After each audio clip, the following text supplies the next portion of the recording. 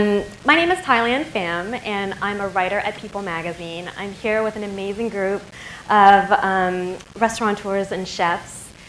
We've plucked straight out of the heart of the food industry, and they're incredibly inventive and creative and amazing, knowledgeable people whose brains we're going to borrow just for an hour while we discuss this topic of Asian fusion.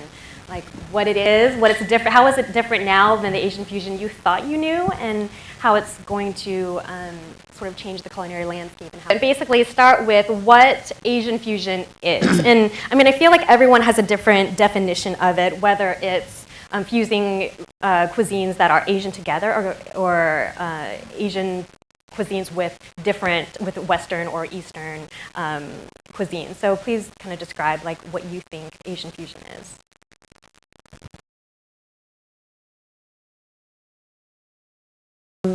Fusion is kind of a controversial word for me, mostly because Filipino food is kind of the last in line to receive any kind of real mainstream attention. We're behind, of course, Chinese food, Thai, Korean, and Filipino food has never really kind of catapulted into the end result that anyone can go on any corner and get pancit or adobo. It's not like that. Not like any other Asian food currently. So Asian fusion for me is kind of controversial because I am trying to just honor what it is to be Filipino and what it means to have Filipino food. Because if I have any responsibility to help push it forward, I want to honor its roots. I mean, to the extent that chefs, of course, should have the freedom to express, and if you're a good chef, you'll want to use different techniques. But at least for me, in regards to Filipino food, just trying to honor what our roots are and present it to Filipinos and non-Filipinos so that Filipino food can take its place at the culinary table. I'm also very curious in how, much like you were saying, you've used your restaurant to educate, and not just fusion, but in terms of modernization, in terms of the very specific ways that you've all decided to make your restaurants. In what ways have you all tried to educate your diners, if at all? Is there something that you feel like your restaurant is bringing it specifically to light?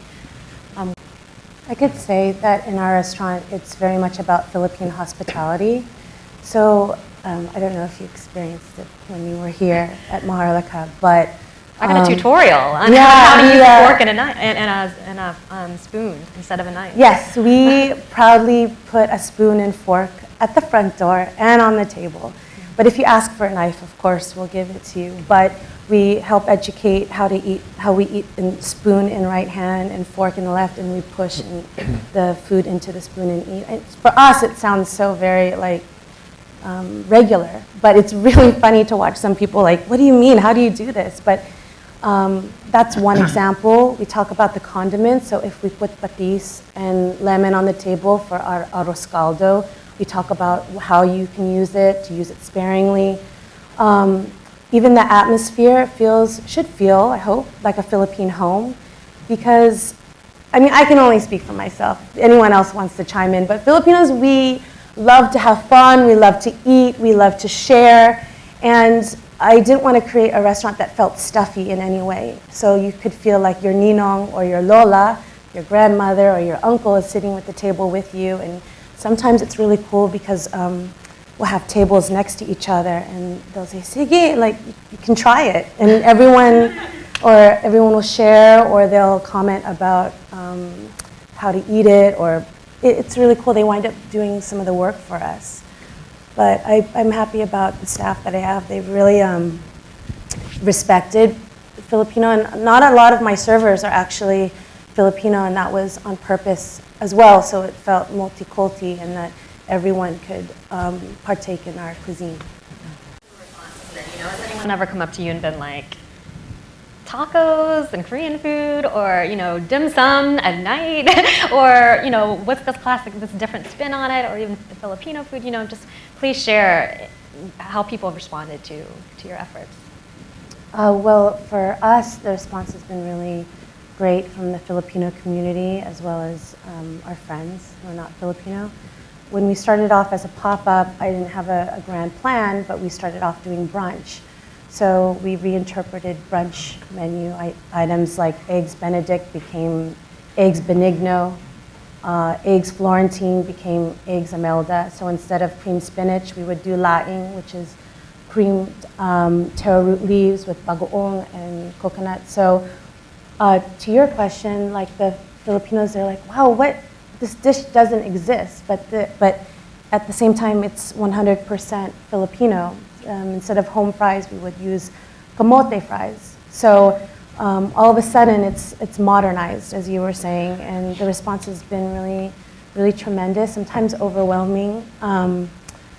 If I can just give one more example of how we modernize, it's not fusion, but we did just elevate the food by using French techniques to cooking.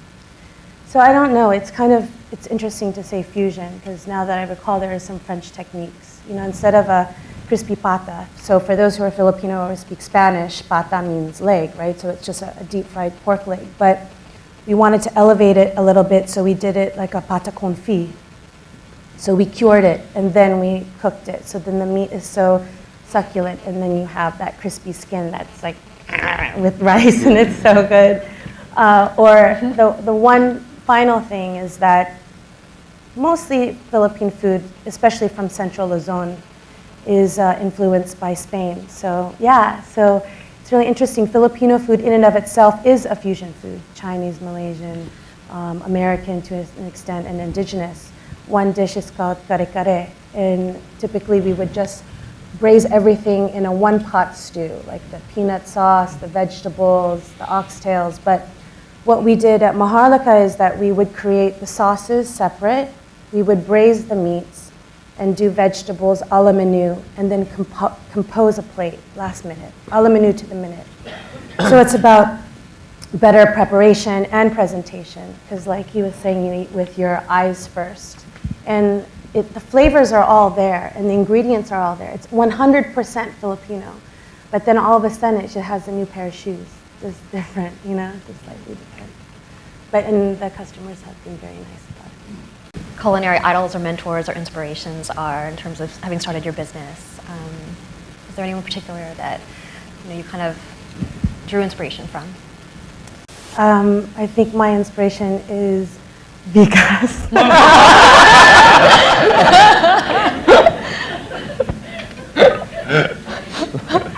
was awesome. No, seriously, that was like tremendous. So aside from you, my new inspiration, I agree that Danny Meyer is also a great inspiration for restaurateurs.